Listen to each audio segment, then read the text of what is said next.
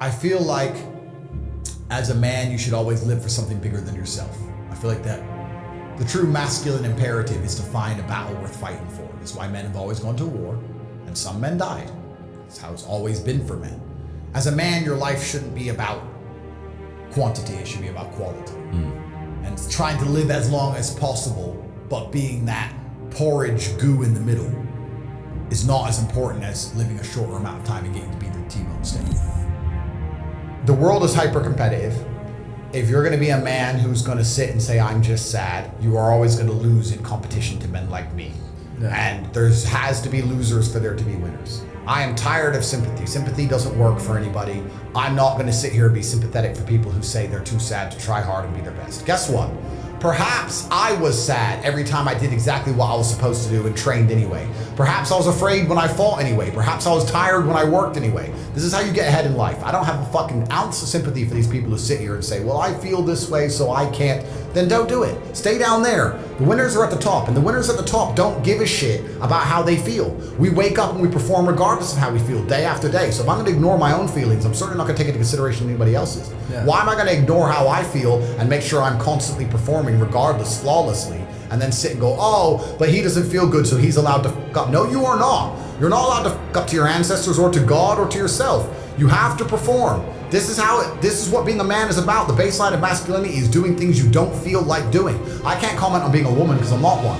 But the baseline of masculinity as a whole is the thing that makes a good man a man is that he does what he doesn't want to do. He doesn't want to work and he works anyway. He doesn't want to go to war and he fights anyway. He doesn't want to get up, he gets up anyway. That's the whole point of it. We didn't want to die in the Titanic. Guess what happened? We died in the Titanic. You can't sit there as a man and say you don't feel like it. You're not allowed to not feel like it. You're supposed to do it anyway, regardless. Yeah. So when a man sits there and says, oh, but you don't understand, I'm struggling with motivation. If you are struggling with the motivation to be a winner, then stay a f***ing loser. No problem. Stay a loser. Don't care. Because in my circle, there's no losers around me. Your energy is disgusting. I find it revolting. I don't like weakness around me, even near me. Even people coming up saying hello to me. If you're depressed, don't even shake my hand. I do not have time for losers on any regard. Winners only. Man. So men live in a world which is extremely competitive. For men, it's far more competitive in many other ways.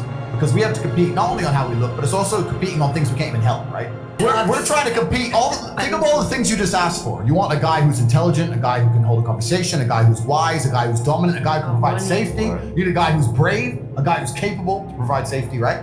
So men are competing in many different realms. It's extremely difficult to be a man. So we're constantly competing, and what we're looking for is status. Men love status. This is the reason why men do the things they do. Why do men join the army and go out there and risk having their legs blown off? It's because they get to say they're a soldier.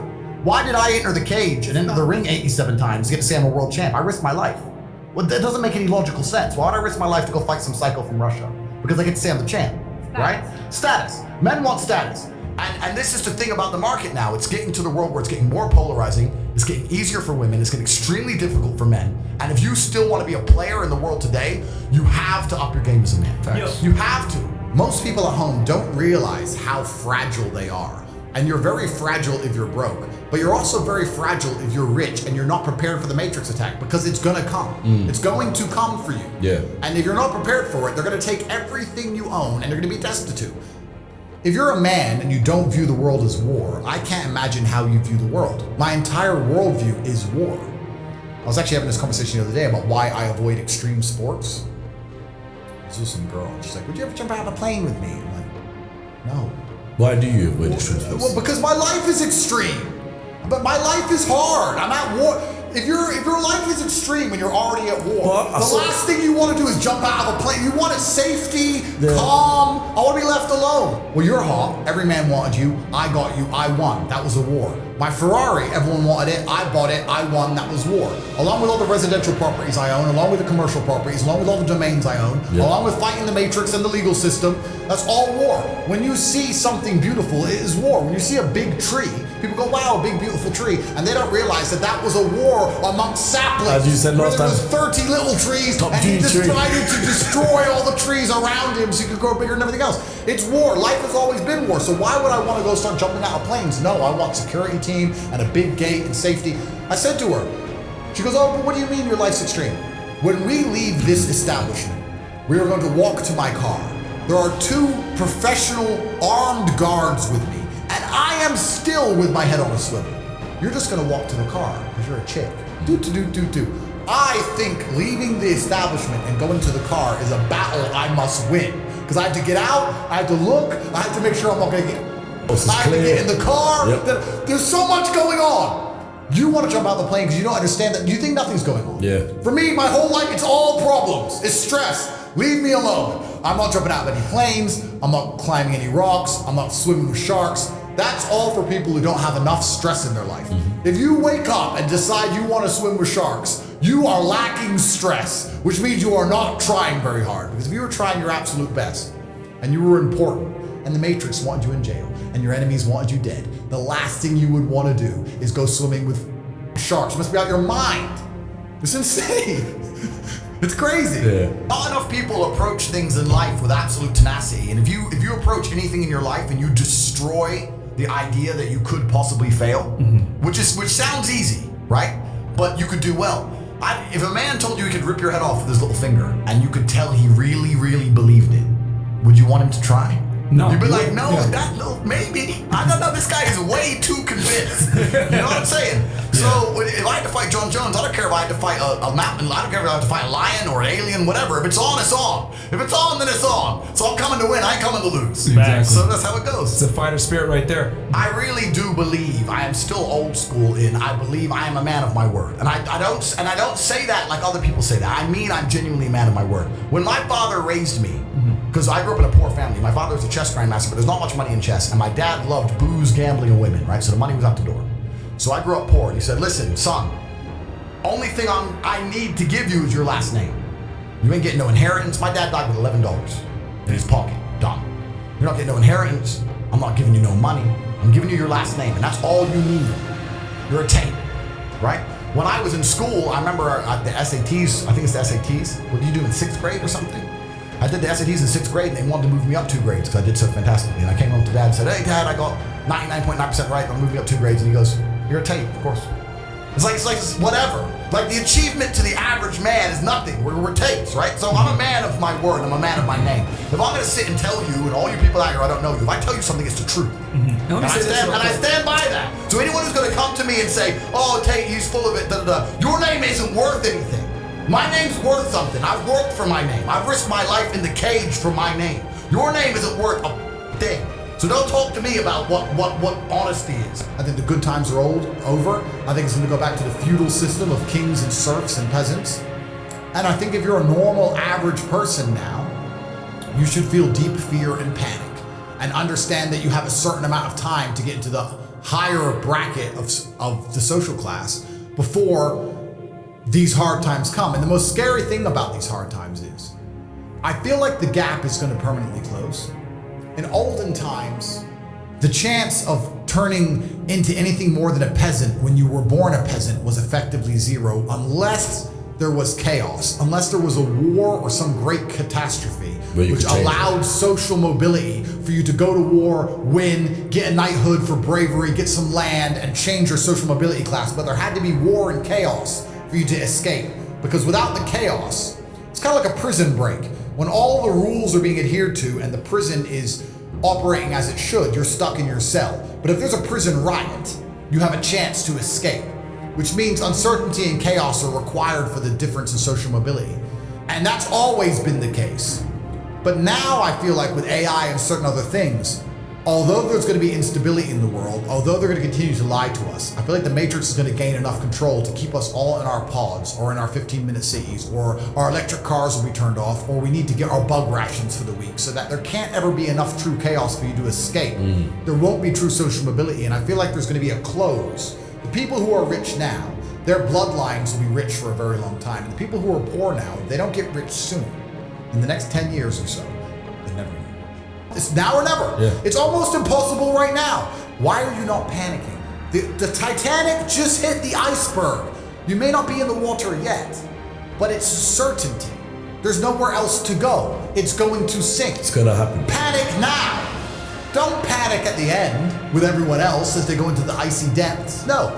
The gap is closing. The elites hate you. You no longer have sexual consent. You're a permanent criminal in the eyes of the law. They're here to decimate you and your entire bloodline. You're 22 at the height of your capabilities, the height of your energy. You heal like Wolverine. It is Friday. Are you making money? What are you doing? Oh, there's this band. I really want to see this band. I guess you just deserve to lose, friend. I guess you just need it. I don't feel sorry for you. I guess you just done it. And that's how I feel. So imagine how the elites feel. We're scum to these people. We are. I'm not a rich man. I'm just a poor man with loads of money. I'm from a Luton, Kansas. I wear diamond watches, bro. You understand? Yeah, I do. I'm just a poor man with billions of dollars. But it's scary when you start to understand how all these things really work. And I don't think the average man at home understands these. And if you start to understand it all, the last thing you will lack is motivation. How can you lack motivation? How can an antelope in the jaws of a tiger say, I lack motivation? I'm tired. I'm horny. I want to cough. Bro, they're ripping out your throat in real time. You're bleeding out. Fight. Fight back. Oh, no. And then the tigers like me are like, oh, bro, you're going to get eaten. I'm going to eat you. That's what we're going to do. There's so much work for you to do as a man. I don't know how people I barely sleep, and I never not work, and I never lay in. I'm never lazy. And I don't understand how people don't work all of the time. And when I say that, people say, but work on what? I don't know what to work on. Bro, you need 10 passports, you need 25 bank accounts, you need shell companies, you need a trust fund, you need to make some money, you then need to move that money away, you need multiple places to live, you need a place for your children to live, they need a trust fund. You have stuff to do. Yep. And people are just sitting around doing nothing. It's mind-boggling to me. And I guess if you sit around and do nothing, maybe you won't be successful, but if you're lucky enough to pull something off and make a little bit of money and you get too large, but you haven't done the groundwork, then you get wrecked the other way. They want people inside of their slave containers. They want everyone in the middle. So I wake up and go, let me do the math. If I never worked again, I could spend $422,000 a day for the rest of my life. I have all the cars. Do I need? No, maybe I'll have a coffee. Let me try and chill out today. And within 22 minutes, I'm back on up. There's nothing else to do. There's nothing else to do. And I can't stop myself working as a person who doesn't need money. And then there's people with no money who don't work. It blows my mind, which is why the winners are winners and the losers are losers. Losers do a little bit of work and rest. Winners work as hard as possible and worry they're not working hard enough. It's just a separation of personality types. And it's almost like you can't save these people. There's a huge percentage of the populace which they're beyond saving because they're the worst thing you can possibly be, which is a quitter.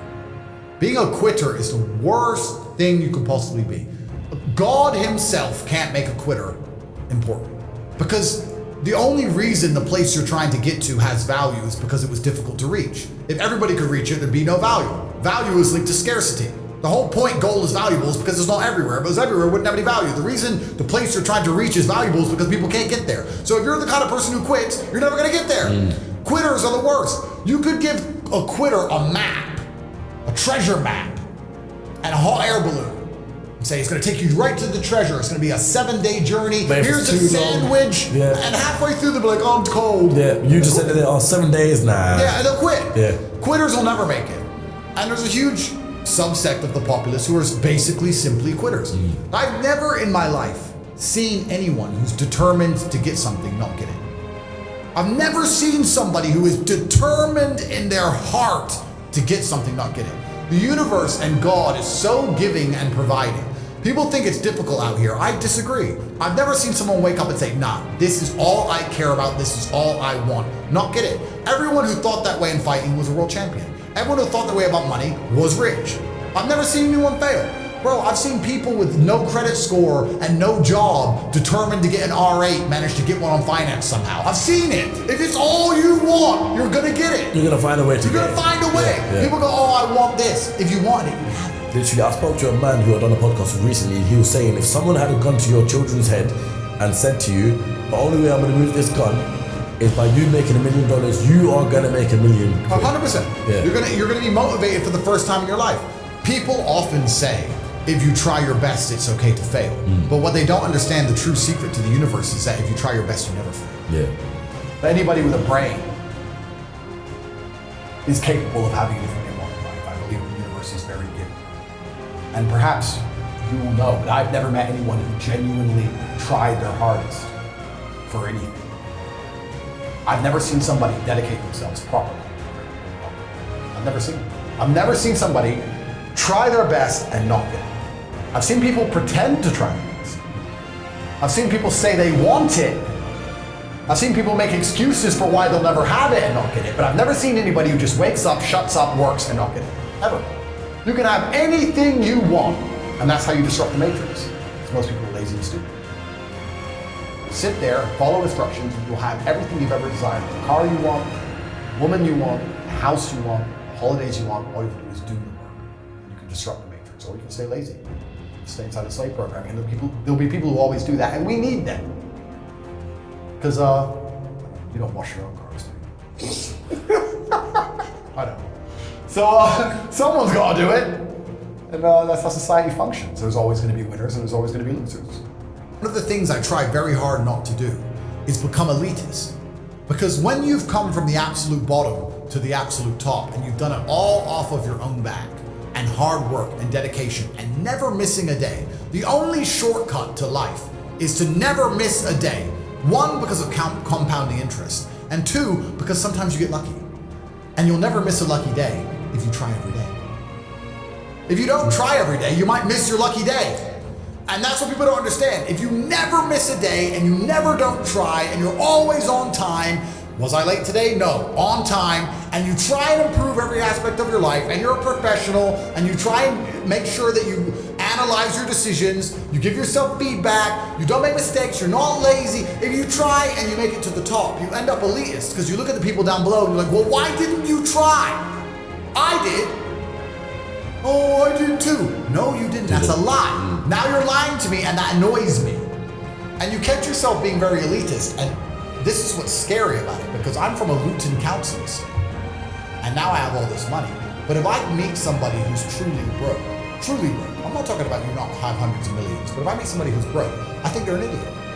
And I catch myself going, is that bad? Am I elitist? Or do I sit down now and I just say, no, I started lower than you and beat you. How are you poor? You're lazy. I believe that money loves speed. And everybody agrees with me when they say this, but absolutely nobody understands what speed is. When me and my team work together, when I say speed, I say we have an idea at 9 a.m. and by 4 p.m. we're making money. Same day, speed. So I was talking to some dude and he was like, oh yeah, I've been working on my music. I was like, bro, I saw you a month ago. You were working on your music. What do you got? So I'm working on the song. A month? A month? I'll climb Mount Everest in a month. You know what I do in a month? Why are you poor? You're poor because you're not trying. Like a month I could train for anything on the planet. I'll learn classical piano in a month. Talk to me about making one song out of auto-tune. So I made a song in a day to prove a point than this dude. And I got more views on my song than his shit song. Love speed, man. Money loves speed. Yeah. You gotta forget the people who aren't about money around you. It's gotta be all you think about, all you talk about. You gotta start producing. You gotta start attracting attention one way or another. And if you do all those things, you will start to make some money. But next time you're sitting with your friends, this is a challenge for every single person watching this. Next time you're sitting with your friends, unprompted, come in, sit down, and just join in the conversation. Just join in whatever they're talking about. And after about 20 seconds, sit and think, this is bullshit. This is not gonna make any of us rich. Mm-hmm. They're talking about this, that, this football game, this guy, this is not gonna make any of us rich. Yep. Nonsense. Eureka, I am wasting my life. The time to get rich is running out. Yep. Mm-hmm. The time to get rich is running out. Slavery is coming and you're not gonna be able to escape. The rich are literally getting richer and the poor are literally getting poorer in real time. Yep. Mm-hmm. You can see it happening. And it's about to be have-nots and have-yachts up in his mouth. And if you're on the wrong team, you're never gonna escape. Yeah. These are some of the last years where a broke person can genuinely escape the matrix. You are running out of time. Forget that patience crap, right? You gotta get rich now. Yeah. You gotta get rich now. Yeah. And as a man, you need to prepare yourself for that. And if you're sitting there and you understand what I'm saying to you, because some people are going to listen to this right now and go, some people are going to listen and go, whatever. Some people are going to listen and go, yeah, he's right. But then in 10 minutes after this podcast finishes, go back to get off the And there's going to be a small percentage of people who go, you know what? This Tate guy knows exactly what he's talking about. I need to prepare for the new world.